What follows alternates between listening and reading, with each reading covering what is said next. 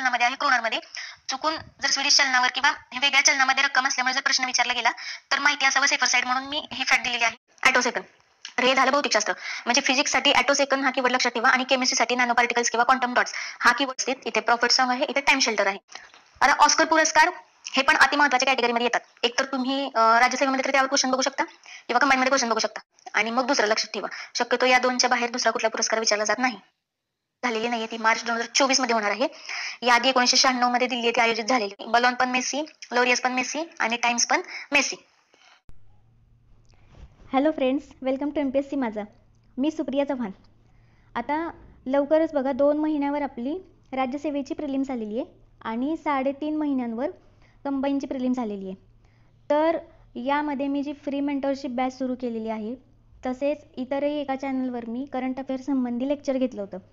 तर या दोन्हीमध्ये मी सांगितलं होतं करंट अफेअर्सचं प्रिलिम्स क्लिअर करण्यातलं महत्त्व काय आहे ते.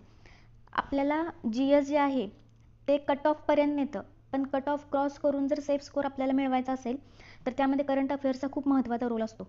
आणि मी फ्री मेंटरशिपच्या विद्यार्थ्यांना बोलताना तसेच लेक्चर घेतल्यावर तिथून जे डाऊट्स आले त्यामध्ये मला कॉमन डाऊट्स खूप आढळले आणि ते अशा पद्धतीने होते की करंट अफेअर्स करताना नक्की काय महत्त्वाचं आणि काय महत्त्वाचं नाही हे कसं ओळखायचं आणि ते कमी वेळेमध्ये प्रिसाइजली कसं करायचं आणि त्यामध्ये ॲक्युरेसी मेंटेन कशी करायची. तर बघा, आपल्याला कुठल्या फॅक्ट्स महत्त्वाच्या आणि कुठल्या फॅक्ट्स कमी महत्त्वाच्या हे समजण्यासाठी आपल्याला आधी आलेले प्रश्न आहेत ते बघायला पाहिजे. आधी आयोग नक्की किती डेप्थपर्यंत गेलेले हे जर तुम्हाला समजलं तर आपल्याला यावर्षी करताना नक्की काय केलं पाहिजे हे कळतं.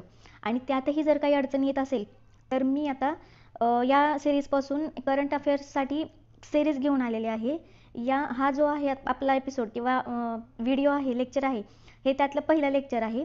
आणि यामध्ये मी सेक्शन वाईज करंट अफेअर्समध्ये महत्त्वाचे करंट अफेअर्स कुठले आणि त्यातही महत्त्वाच्या फॅक्ट्स कुठल्या की ज्या तुम्ही अवॉइड करूच शकत नाही त्या फॅक्ट्स तुम्हाला सांगणार आहे. तुम्ही करंट अफेअर्स करताना प्रायोरिटी बेसिसने या फॅक्ट्स आधी करायच्या. या फॅक्ट्स तुमच्या 100% पाठ झाल्यात असं तुम्हाला वाटलं तरच तुम्ही त्या न्यूज संबंधी इतर फॅक्ट्सकडे जायचं आहे. किंवा नाहीच जरी गेला तरी मी 95% पर्यंत गॅरंटी देते की या फॅक्ट्सच्या बाहेर प्रश्न येणार नाही. त्यामुळे मी आजपासून किंवा या व्हिडिओपासून जी सिरीज सुरू करणार आहे ती व्यवस्थित बघा. तुमचा करंट अफेअर्सचा अभ्यास जो आहे तो प्रिसाइजली किंवा टू द पॉईंट होण्यासाठी मदत होईल. आपण पहिल्या व्हिडिओमध्ये महत्त्वाचे आंतरराष्ट्रीय पुरस्कार जे आहेत ते घेणार आहोत. 2023 मधले जे महत्त्वाचे आंतरराष्ट्रीय पुरस्कार दिले गेले आणि MPSCसाठी जे हॉट पुरस्कार आहेत ते आपण या व्हिडिओमध्ये कव्हर करणार आहोत. तसेच त्यातली अतिमहत्त्वाची माहिती जी आहे, अतिमहत्त्वाचे फॅक्ट्स जे आहेत ते फक्त आपण यामध्ये बघणार आहोत. तर आपण आता सुरू करूया आपल्या लेक्चरला. सगळ्यात पहिला महत्त्वाचा पुरस्कार म्हणजे नोबेल पुरस्कार 2023चा. आता यामध्ये बघा 5 ते 6 जे आहेत सेक्टर त्यामध्ये हा नोबेल पुरस्कार दिला जातो. आता यामध्ये पहिली फॅक्ट काय आहे तर पुरस्कार रक्कम 1.1 कोटी क्रोनर स्वीडिश चलन. आता मी आधीच तुम्हाला क्लिअर करते की पुरस्कार रक्कम ही कुठल्याच पुरस्कारासाठी करायची नाही. मी इथे मुद्दाम यासाठी दिली आहे कारण ही पुरस्कार रक्कम जी आहे ती स्वीडिश चलनामध्ये आहे, क्रोनरमध्ये. चुकून जर स्वीडिश चलनावर किंवा वेगळ्या चलनामध्ये रक्कम असल्यामुळे जर प्रश्न विचारला गेला तर माहिती असावं सेफर साईड म्हणून मी ही फॅक्ट दिलेली आहे. पण ही पाठच करावी हे मी तुम्हाला आग्रहाने सांगणार नाही. तुम्ही आधी बाकीचे विनर जे आहेत ते पाठ करा आणि मग रक्कम पाठ करा. आता पहिला आहे अर्थशास्त्र. आता इथे बघा काय काय विषयांमध्ये 2 विनर असतात, काही 3, कधी 1 विनर असतो आणि या सगळ्यांची नॅशनॅलिटी वेगवेगळी असते. तर मी काही विद्यार्थ्यांना बघितलं ते सगळ्यांची नॅशनॅलिटी पाठ करतात.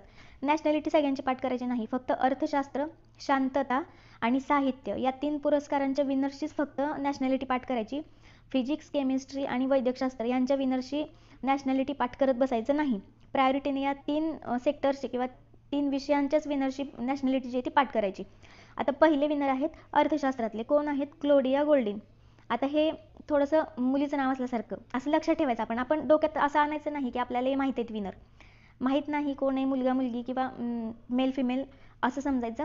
म्हणजे थोडेसे ट्रिक्स जे आहेत ते अप्लाय करता येतात. आता हे नाव आहे फिमेल नाव असल्यासारखं आहे आणि अर्थशास्त्राचा विषय काय आहे? लेबर मार्केटमधील महिलांची भागीदारी व योगदान. कुठलाही पुरस्कार करताना त्याचे विनर आणि त्यांचा विषय हा अतिमहत्त्वाचा आहे.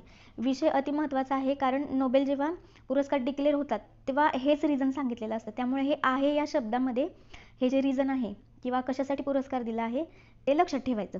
वैद्यकशास्त्रातला नोबेल जो दिला आहे तो 2 व्यक्तींना दिला आहे.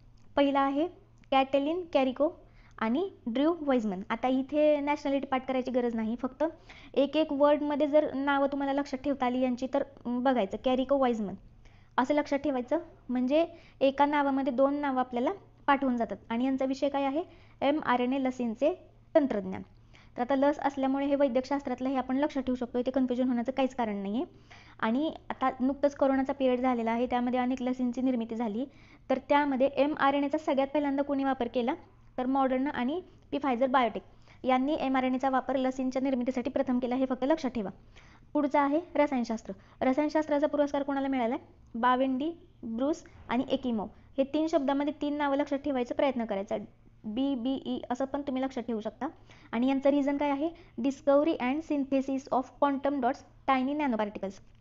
आता यामध्ये इतकं मोठं नाव लक्षात नाही ठेवायचं. काय लक्षात ठेवायचं?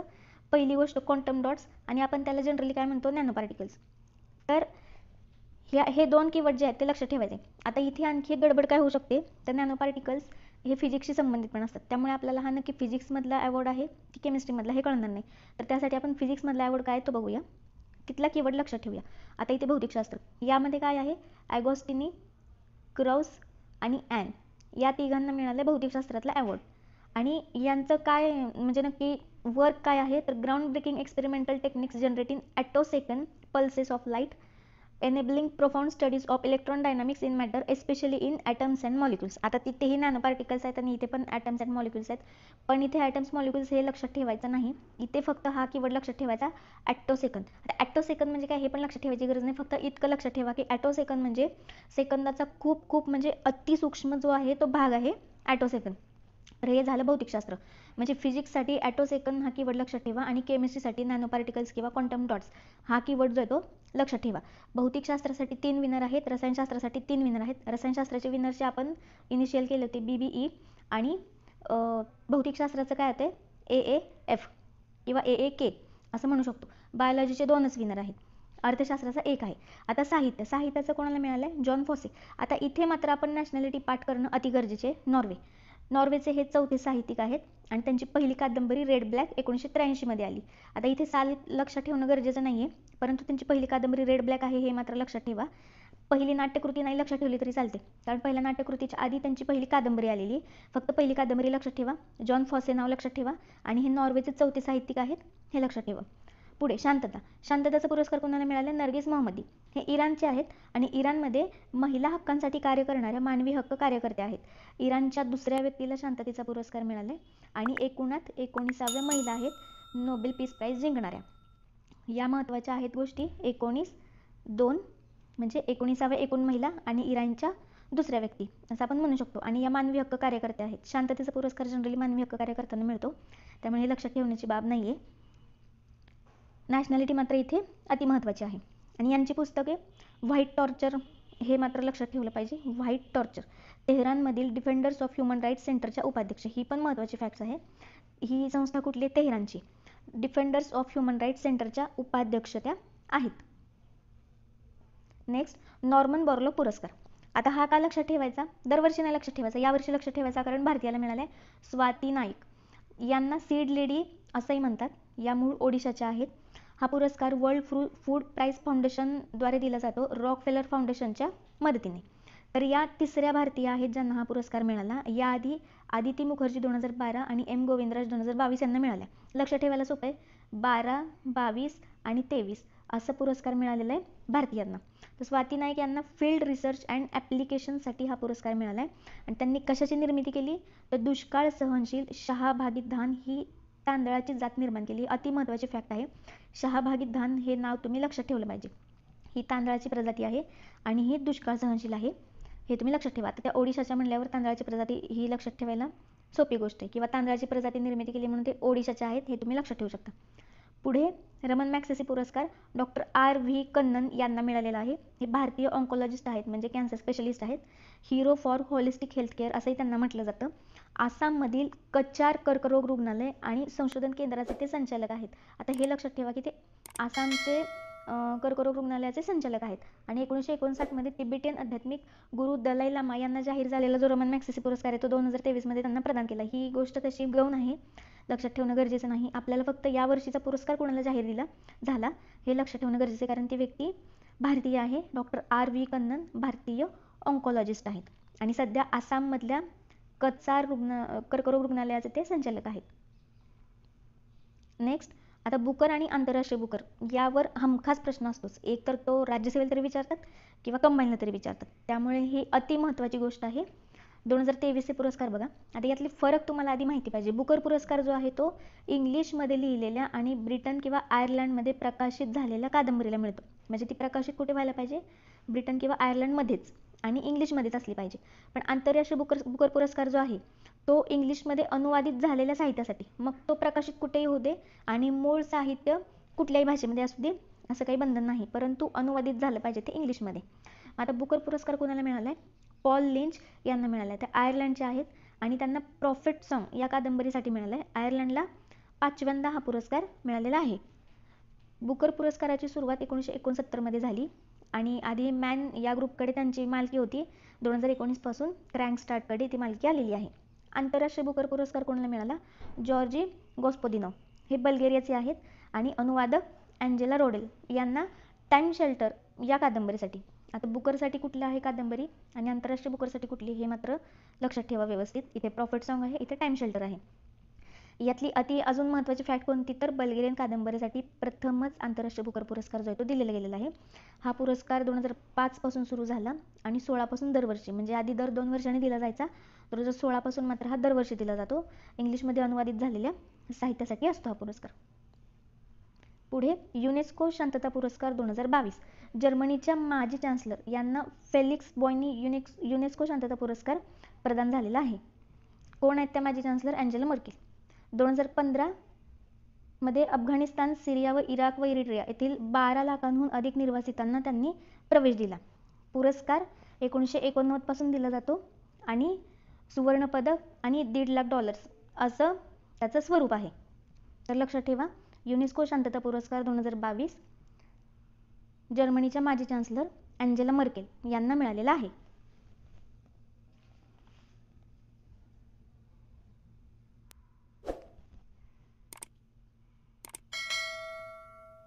नेक्स्ट, 95वे ऑस्कर पुरस्कार. आता ऑस्कर पुरस्कार हे पण अति महत्त्वाच्या कॅटेगरीमध्ये येतात. एक तर तुम्ही राज्यसेवेमध्ये तरी त्यावर क्वेश्चन बघू शकता किंवा कंबाईनमध्ये क्वेश्चन बघू शकता. त्यामुळे आणि यातलेही पर्टिक्युलर फक्त कॅटेगरी ज्या आहेत त्या आपण करायच्या, सगळ्या कॅटेगरी करायच्या नाहीत. त्यामध्ये काय काय येतं? सर्वोत्कृष्ट चित्रपट, दिग्दर्शक, अभिनेत्री, अभिनेता आणि या केसमध्ये सर्वोत्कृष्ट गाणी आणि सर्वोत्कृष्ट लघुपट, कारण आपल्या भारतीय कलाकृतींना हे 2 पुरस्कार मिळालेले आहेत. तर आपण हे 6च फक्त प्रायोरिटीने लक्षात ठेवायचे. बाकी कितीही काही दिलेलं असलं तरी ते लक्षात ठेवण्याची गरज नाही. सर्वोत्कृष्ट चित्रपट कोणता आहे? Everything everywhere all at once. एकूण 11 नामांकने आणि सर्वाधिक 7 पुरस्कार या चित्रपटाला मिळालेले आहेत. सर्वोत्कृष्ट दिग्दर्शक डॅनियल क्वान, डॅनियल्स कर्नर, दोन्ही डॅनियल आहेत आणि त्यांनी हा चित्रपट दिग्दर्शित केला, everything everywhere all at once. सर्वोत्कृष्ट अभिनेत्री मिशेल येओह, ही पहिली आशियाई महिला आहे, मलेशियाची आहेत या. सर्वोत्कृष्ट अभिनेता ब्रेंडन फ्रेझर यांना द व्हेल या चित्रपटासाठी हा पुरस्कार मिळाला. सर्वोत्कृष्ट गाणे नाटू नाटू तेलुगू, RRR मूवीमधलं आहे. सर्वोत्कृष्ट लघुपट द एलिफंट विस्पर्स, हे तमिळ लघुपट आहे ओरिजिनल. पुढे आता द एलिफंट विस्पर्सबद्दल आपल्याला माहिती असणं गरजेचं आहे. भारतीय कलाकृतीला इतका मोठा पुरस्कार मिळाला आहे म्हणजे त्याचे दिग्दर्शक आणि निर्माते माहिती असणं गरजेचं आहे. दिग्दर्शन कोणी केले? कार्तिकी गोन्साल्विस आणि निर्माता आहेत गुणित मुगा. आता हे 96व्या ऑस्करसाठी कशाची निवड झाली हे लक्षात ठेवणं गरजेचं नाही. आपल्याला आत्ता जे मिळाले ते लक्षात ठेवणं गरजेचं आहे. प्रत्येकच वर्षी ऑस्करसाठी कशाची ना कशाची निवड होत असते, त्यामुळे हे तुम्ही लक्षात ठेवू नका. पुढे गोल्डन ग्लोब पुरस्कार. आता इथे पण मी जे महत्त्वाचे तेवढेच फक्त दिलेले आहेत. हा 80वा होता आणि 1944 पासून दिला जातो. सर्वोत्कृष्ट चित्रपट द फॅबलमेन्स, हा पूर्ण सगळ्या कॅटेगरीमध्ये मिळून सर्वोत्कृष्ट आहे. म्युझिकल किंवा कॉमेडीमध्ये द बॅन्शीज ऑफ इनिशेरिन या चित्रपटाला हा पुरस्कार मिळाला. सर्वोत्कृष्ट चित्रपट फॉरेन लँग्वेजसाठी अर्जेंटिना 1985 या चित्रपटाला हा पुरस्कार मिळाला. हे पण महत्त्वाची फॅक्ट आहे. दिग्दर्शक स्टीवन स्पिलबर्ग, अर्जेंटिना 1985 साठीच मिळाला यांना. सर्वोत्कृष्ट अभिनेत्री केट ब्लाशेत, टार या मूवीसाठी मिळाला. आणि सर्वोत्कृष्ट अभिनेता ऑस्टिन बटलर यांना हा पुरस्कार मिळालेला आहे. तर बघा, गोल्डन ग्लोबमध्ये अभिनेत्री कोण आहे, अभिनेता कोण आहे आणि ऑस्करमध्ये अभिनेत्री कोण आहे, अभिनेता कोण आहे हे लक्षात ठेवणं गरजेचं आहे. दोन्हीकडे वेगवेगळे आहेत आणि दिग्दर्शकसुद्धा दोन्हीकडे वेगवेगळे आहेत. सर्वोत्कृष्ट चित्रपट दोन्हीकडे वेगवेगळे आहेत. तुम्हाला कुठलं तरी एक आधी लक्षात ठेवा आणि मग दुसरं लक्षात ठेवा. शक्यतो या दोनच्या बाहेर दुसरा कुठला पुरस्कार विचारला जात नाही. सौंदर्य स्पर्धा. आता इथे बघा 72वी मिस युनिव्हर्स आणि 71वी मिस वर्ल्ड हे यंदा होणार आहे. तर 72वी मिस युनिव्हर्स जी आहे ती झालेली आहे 2023 मध्ये. शेनिस पलासिओस यांना हा पुरस्कार मिळालेला आहे किंवा यांनी ही स्पर्धा जिंकलेली आहे. या निकाराग्वाच्या आहेत आणि निकाराग्वाला पहिल्यांदाच मिस युनिव्हर्सचा किताब मिळालेला आहे. एल साल्वाडोर इथे ही स्पर्धा आयोजित झाली होती आणि यावर्षी पाकिस्तानचे प्रतिनिधित्व प्रथमच झाले होते. कुणी केले होते? एरिका रॉबिन यांनी केलं होतं. ही इतकी महत्त्वाची फॅक्ट नाही आहे, आपल्याला फक्त विनर लक्षात ठेवायचं आहे. 72वी मिस युनिव्हर्स कोण आहे? शेनिस पलासिओस. निकाराग्वा पहिल्यांदाच. हे फक्त गोष्ट आपण लक्षात ठेवायची. 71वी मिस वर्ल्ड स्पर्धा ही दिल्ली येथे होणार आहे, त्यामुळे ही खूप महत्त्वाची आहे. अजून झालेली नाही आहे, ती मार्च 2024 मध्ये होणार आहे. याआधी 1996 मध्ये दिल्ली येथे आयोजित झालेली होती मिस वर्ल्ड ही स्पर्धा. फेमिना मिस इंडिया वर्ल्ड 2023 या मिस वर्ल्डमध्ये पार्टिसिपेट करत असतात. तर या कोण आहेत? नंदिनी गुप्ता, कोटा राजस्थान यांना हा पुरस्कार किंवा ही स्पर्धा त्यांनी जिंकलेली आहे, मिस इंडिया वर्ल्ड. नेक्स्ट क्रीडा पुरस्कार. आता काही महत्त्वाचे पुरस्कार आपण शॉर्टमध्ये बघून घेऊया. बलॉन डी ऑर हा पुरस्कार फुटबॉल क्षेत्रातला आहे. लिओनेल मेस्सी अर्जेंटिना याने हा 8व्यांदा पुरस्कार जिंकलेला आहे आणि महिला वर्गातून एतना बोनमती ही स्पेनची आहे, तिला हा पुरस्कार मिळालेला आहे. हा 67वा बलॉन डी ऑर पुरस्कार होता आणि 8व्यांदा मेस्सीने जिंकलेला आहे. लोरियस क्रीडा पुरस्कार 2023 सर्व क्रीडा प्रकारांसाठी दिला जातो. तर लिओनेल मेस्सी हा पुरुष वर्गातून याला मिळालेला आहे आणि महिला वर्गातून धावपटू शेलियन फ्रेझर हिला मिळालेला आहे. सर्वोत्तम संघ अर्जेंटिना पुरुष फुटबॉल संघ, याचे कॅप्टन लिओनेल मेस्सी. म्हणजे लिओनेल मेस्सींचा जास्त दबदबा आहे असं आपण म्हणू शकतो. बलॉन डी ऑर पण त्यांनाच मिळाला आहे 8व्यांदा. लोरियस क्रीडा पुरस्कार जो सगळ्या क्रीडा प्रकारांमध्ये मिळून दिला जातो, तर तो सुद्धा त्यांनाच मिळालेला आहे आणि लोरियसचा सर्वोत्तम संघ पण त्यांचाच संघ आहे. Times athlete of the year कोण? परत लिओनेल मेस्सी. तर जास्त काही कन्फ्युजन नाही, बलॉन पण मेस्सी, लोरियस पण मेस्सी आणि टाइम्स पण मेस्सी. तर ते असे. Times person of the year 2023 Taylor Swift ही सिंगर आहे. बघा ही लेडी आहे, लेडी सिंगर आहे. तर athlete of the year Messi आहे आणि person of the year Taylor Swift. Harvard law स्कूलचा अवॉर्ड फॉर ग्लोबल लिडरशिप कोणाला मिळाला आहे? CGI न्यायमूर्ती धनंजय चंद्रचूड. आता हा लक्षात का ठेवायचा? कारण भारतीयाला मिळाला आहे, भारताच्या सरन्यायाधीशांना मिळाला आहे. आणि लिजन ऑफ ऑनर फ्रान्सचा पुरस्कार कोणाला मिळाला आहे? टाटा समूहाचे अध्यक्ष N चंद्रशेखरन. तर हे अतिमहत्त्वाचे पुरस्कार आणि त्यातही त्या पुरस्कारांसंबंधी अतिमहत्त्वाचे फॅक्ट मी तुम्हाला सांगितलेले आहेत या व्हिडिओमध्ये. तुम्ही प्रायोरिटी बेसिसवर आंतरराष्ट्रीय पुरस्कार करताना या फॅक्ट्स आधी पाठ करा. एकदम परफेक्ट पाठ झालेत, 100% आठवत आहेत तुम्हाला असं वाटलं तर मग तुम्ही बाकीचं त्या पुरस्काराची हिस्ट्री किंवा कोणातर्फे दिला जातो, प्राईज मनी, खरं तर ते करायची काही गरज नाही. मी सांगते तुम्हाला, तो वेळ तुम्ही इतर प्रोडक्टिव्ह सब्जेक्ट्समध्ये द्या, तुम्हाला जास्त फायदा होईल. या फॅक्ट्स फक्त प्रायोरिटीने लक्षात ठेवा, यांना मात्र अवॉइड करू नका तुम्ही.